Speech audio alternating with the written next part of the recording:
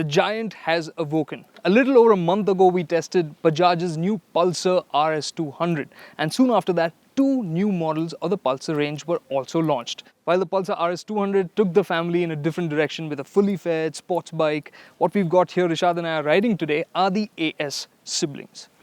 AS, Adventure Sport. Absolutely. And there's the AS 150 and AS 200. The AS 200 is so closely related to the Pulsar 200 NS, but there's got to be something different. So let's take a look at that first.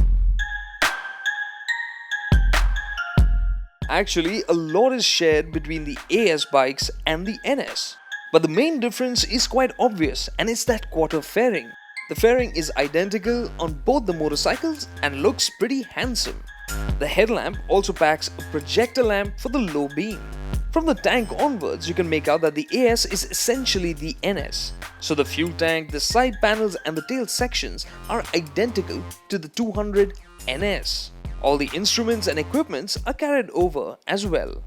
The alloy parts, such as the elegant rims, the rider footrest and the subframe units are shared as well. So yes, it looks a bit different, but because of the extra panels and the associated changes, the AS200 is 8 kilos heavier than the NS200. But on the other fronts, whether it's the chassis, the tires, the engine, it's pretty much identical to the NS. So what will this be like to ride? Well, no surprises. To ride, it is very much like the NS. The 199.5cc carbureted engine is carried over from the NS. So you have an identical 23.2 bhp of power being developed at 9,500 rpm. On the road, the AS200 boasts of a friendly power delivery with plenty of low and mid-range torque to tackle most tasks without any hesitation. So whether it's commuting or touring, the AS200 will be quite at ease. What will make it even better is that the seating position and suspension setup is unchanged from the NS, so it will be comfy for the rider and pillion. But that also means that sadly there's no long travel suspension and there are no on-off road tires. So this bike is meant to be kept on the tarmac, and you'll find that on the highway the wide 100/80 front tire will give the AS an extra dash of stability while cruising. But on the downside, that tire also makes the AS feel a bit heavy when steering into corners.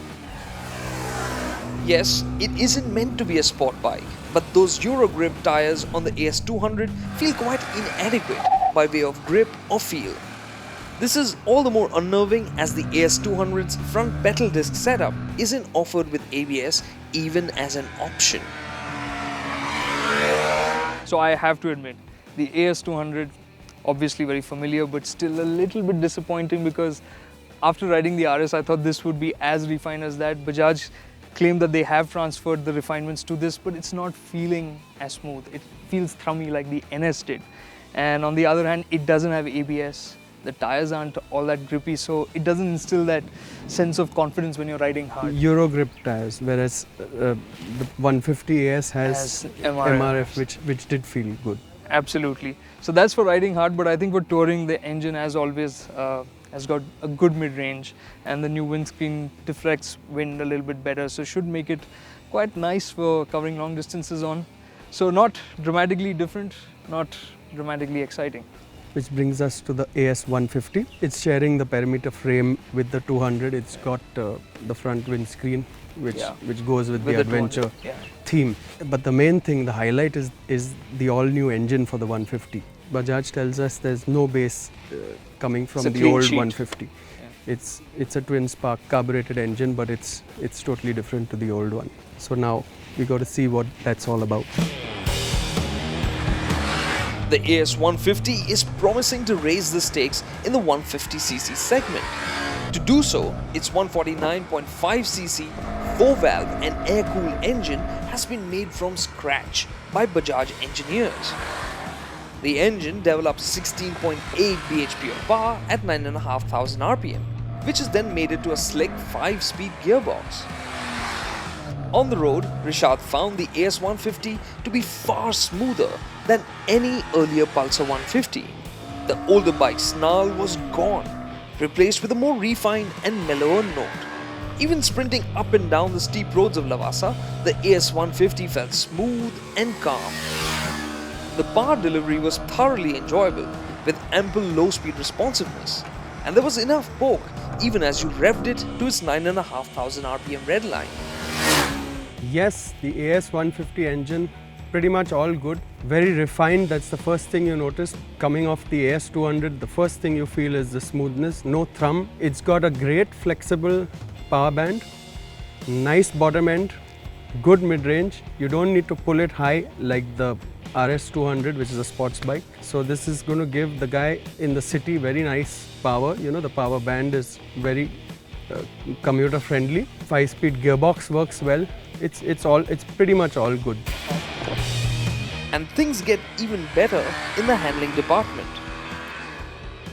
The AS150 is lighter than the older Pulsar 150 by a kilo, and that's despite the pressed steel perimeter frame, the quarter fairing and projector lamps. The AS150 is also a bit different from the AS200 in terms of its suspension and tires. The telescopic front forks are slimmer and the suspension setup is softer too.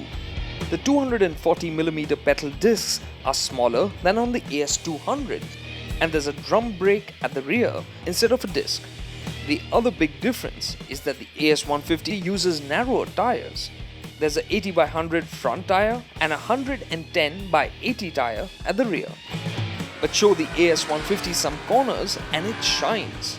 Despite the identical chassis geometry, the AS150 flows through corners like it's on rails. Equipped with MRF rubber, the AS150 offered good grip and feedback even when cranked over at silly lean angles. A beefier rear tire, like from the RS200, would have upped the AS150's dynamic abilities even further. But Bajaj have used the narrower tire to differentiate between the AS150 and the AS200. Okay, Rishad, it looked like you were having a lot of fun around the corners on the AS150. So what was it like from your viewpoint? It was great fun. In fact, very surprising how the 150 AS felt lighter and more confidence inspiring than even the AS200. Yeah, the difference is only 8 kilos, but it feels so much more precise. Even when I rode it, I was astounded by that. Yes, and as you pointed out, the front tire, the fatter front tire makes a bit of a difference there. Maybe it's good for like long distance, high speed runs. Stability, yeah. But we didn't go there, right? We were on the twisties, and there this one comes into its element really. I think that's just so precise, so predictable. This feels a little bit lazy and then it kind of tips in quickly this one's after. quick.